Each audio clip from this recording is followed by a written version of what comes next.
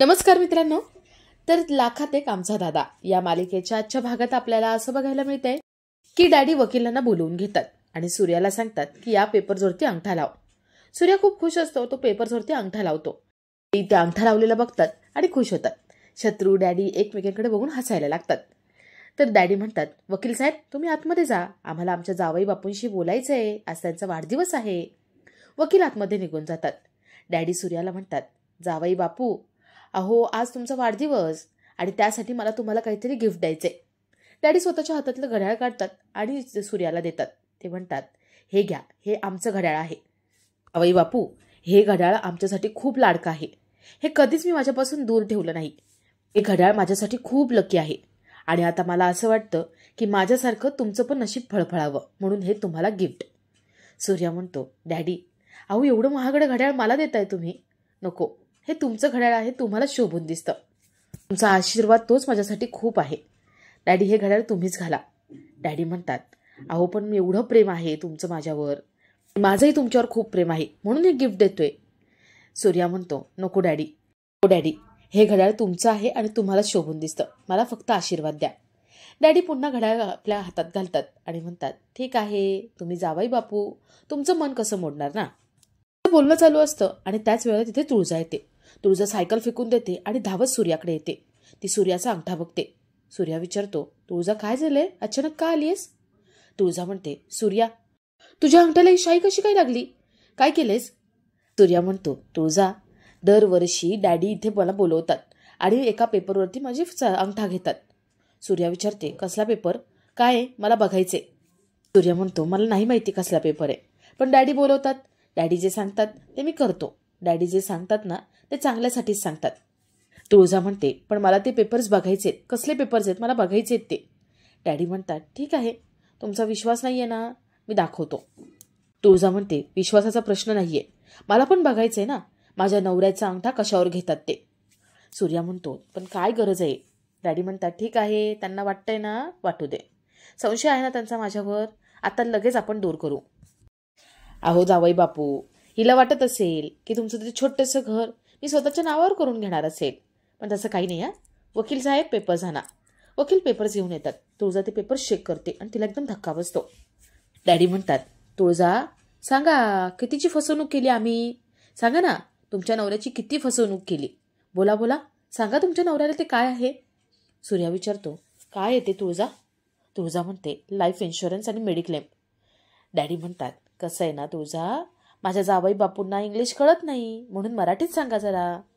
तुळजा म्हणते, जीवन विमा आणि आरोग्य विमा आहे.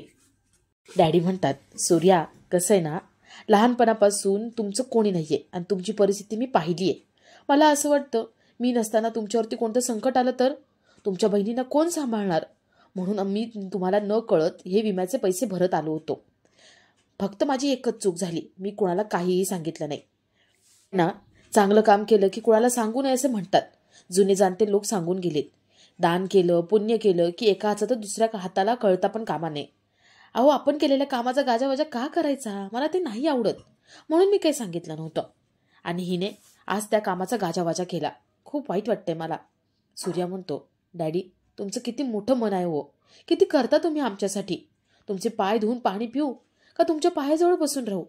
डॅडी म्हणतात, हे सगळं करायची काहीच गरज नाहीये, तुम्ही फक्त माझ्या लेकीला चांगलं सुखात ठेवा, बस मला बाकी काही नको. तुळजावर रागवतो. तो तुळजाला म्हणतो, तुळजा डॅडींची माफी माग. तुळजा म्हणते, पण अरे सूर्या.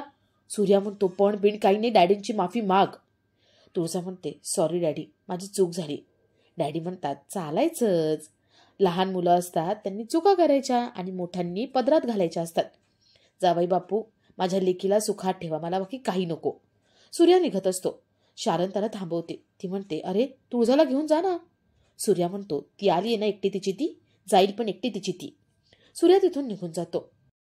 शालन मालनला म्हणतात, तुम्हाला काही कामं नाही आहेत का भांडणं मिटली तुमच्या दोघींची पण, जा निघा. त्या दोघी निघून जातात आणि डॅडी तुळजाजवळ येतात. ते तुळजाला म्हणतात, कसं असतं ना, मांजराने कधी वाघ पकडलेला पाहिलंय का? नाही ना. मांजराने आपलं उंदीर चिचुंदरी एवढंच पकडावं आणि पुन्हा हे असलं करायला जाऊ नको. कसं आहे, तुझ्या नवऱ्याचा माझ्यावर खूप विश्वास आहे, तू हे असंच करत राहिलीस ना तर तुझा नवरा आज कसं तुला इथे सोडून गेलाय तसंच कायमचं तुला इथे टाकून जाईल. आणि जर तू इथे पडून राहिली तर तुझे काय हाल होतील तुला माहीतच आहे. चला जा, निघा आता. तुळजा तिथून निघून जाते. तर सूर्या घरी येतो. तो रागामध्ये असतो. समोर बघतो तर भाग्यश्रीला घरी आणलेलं असतं. तो विचारतो, भाग्य तू तू कधी आलीस? सगळे म्हणतात, अरे दादा, तू फोन घरी विसरून गेला होता म्हणून आम्ही तिला डिस्चार्ज मिळवून घरी पण आणलं. सूर्या तिच्याजवळ बसतो, तिची विचारपूस करत असतो आणि तुळजा तिथे येते. तुळजा विचारते, भागू तू बरी आहेस ना? तुळजा भाग्यश्रीचे रिपोर्ट्स बघते. तुळजा म्हणते, भाग्या अगं रिपोर्ट चांगले आलेत. आता औषधं व्यवस्थित घ्यायचे आणि मल्टीविटॅमिन्स घ्यायचे म्हणजे तू लवकर बरी होशील. भाग्यश्री म्हणते, आहे ना माझी वहिनी, ती विटॅमिनच आहे, तिच्यामुळे मी लवकर बरी होईल. सूर्य तिच्याकडे रागाने बघत असतो. भाग्यश्री म्हणते, दादा आधी तू केक नाही कट केला ना, चल ना आपण केक कापू. सूर्या म्हणतो, माझा मूड नाहीये. सगळे विचारतात, काय झाले, भांडण झाले का? आता कशावरून भांडण झाले, हे काय मॅटर लावलंय?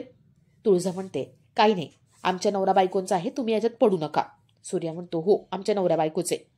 धनू म्हणते, दादा तू आता केक कापला नाहीस ना तर बघा मी परत कधीच केक कापू देणार नाही. सूर्या केक कापायला तयार होतो आणि ते सगळे उभं राहून तिथे केक कट करतात. त्या तुळजा एकमेकांना केक भरवतात.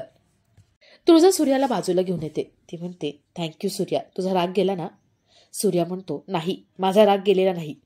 तुळजा तू आता मला वचन दे, तू यापुढे माझ्या आणि डॅडींमध्ये अजिबात येणार नाही, डॅडींवरती संशय घेणार नाही, बिनबुडाचे आरोप करणार नाही. तुळजा वचन देते. ती म्हणते, सूर्या मी जर असं केलं तर तुझा राग जाणार असेल ना तर मी हे करायला तयार आहे. यापुढे मी तुला वचन देते, यापुढे डॅडींवरती संशय घेणार नाही आणि बिनबुडाचा आरोप करणार नाही. खुश? सूर्या निघून जातो. तो बहिणींशी बोलत असतो, केक भरवत असतो. तर इकडे तुळजा मनात विचार करते. ती म्हणते, सूर्या तू मला या कोणत्या चक्रव्यूहात अडकवलंयस? अरे डॅडी कसे आहेत मला माहिती आहेत, मी त्यांना चांगलं ओळखते. तुला त्रास होऊ नये म्हणून आता सगळं सांभाळून करावं लागेल. ठीक आहे, बघेन मी करेन. तुझा विचार करत असते आणि तेवढं तिथे पप्पी येते. पप्पी मोठ्याने किंचाळते. ती सूर्याला म्हणते, सूर्या अरे तू मला वचन दिलं होतं ना कंदी पेढे खायला येशील आणि तू केक कट केलास आणि ते पण माझ्याशिवाय. पप्पीकडे बघत बसतात. तर इकडे डॅडी शत्रूला म्हणतात, काय चिरंजीव आता तरी काम फत्ते करून आला आहेत का नाहीच अजून पण? शत्रू म्हणतो, डॅडी एक चूक केली ना पुन्हा पुन्हा का बोलून दाखवताय? डॅडी म्हणतात, लढाई करत असताना ना लढाईच्या वेळेस सगळीकडे लक्ष ठेवायचं असतं. कुठून बाण येतोय, कुठून गोळी येते, हे सगळं बघायचं असतं. नाहीतर कधी कधी आपल्या डोक्यावरती टांगती तलवार आपल्याच अंगावरती कधी येईल ना कळणार नाही. कसं असतं ना, कधी कधी आपला शत्रू हा लेचापेचा असतो. आपण काही करायची गरजच पडत नाही, पण आपण ज्या चुका केल्या त्यामुळे आपण अडकतो. शत्रू म्हणतो, डॅडी आता तसं काही होणार नाहीये, आता मी तेच करून आलोय, CCTV फुटेजचा बंदोबस्त करून आलोय. पण जेवणामध्ये ते औषध टाकलं होतं ना, नेमकं तेवढंच फुटेज मी गायब केले. डॅडी म्हणतात, छान, पण यापुढे गुन्हा करताना गुन्हेगाराच्या डोक्याने जरा विचार करा, पुरावे नष्ट करण्याची वेळच येणार नाही. असं म्हणून डॅडी निघून जातात आणि शत्रू वर जातो.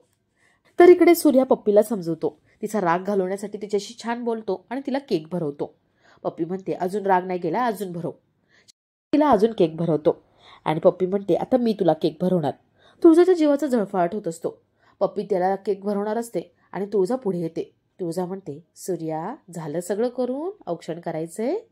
सूर्या पटकन मागे होतो आणि सगळ्या बहिणी तुळजा त्याचा औक्षण करत असतात आणि आपला आजचा हा भाग इथेच संपतो. तर मालिकेच्या 2 जानेवारीच्या भागात आपल्याला असं बघायला मिळतंय, भागू तेजीला म्हणते, बघितलं ना मला याचं टेन्शन आलंय, मला असं वाटतंय उद्या नको जायला. तुळजा हे सगळं ऐकते.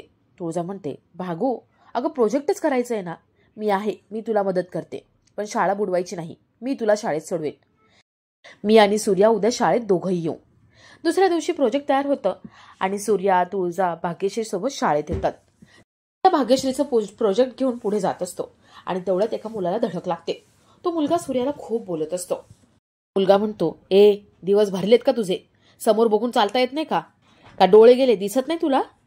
प्रोजेक्ट बघतो आणि भागूला त्रास द्यायला लागतो. तो म्हणतो, वा प्रोजेक्ट बनवलंयस, भावाकडून बनवून घेतले वाटतं, शहर बनवलंय भावाच्या किराणा दुकानावर, असं म्हणून तो मुलगा हसायला लागतो. भाग्यश्रीला एवढा त्रास तो मुलगा देतोय हे सूर्याला काही बघवलं जात नाही. आता सूर्या त्या मुलाला कशी अद्दल घडवेल हे बघण्यासारखं असेल.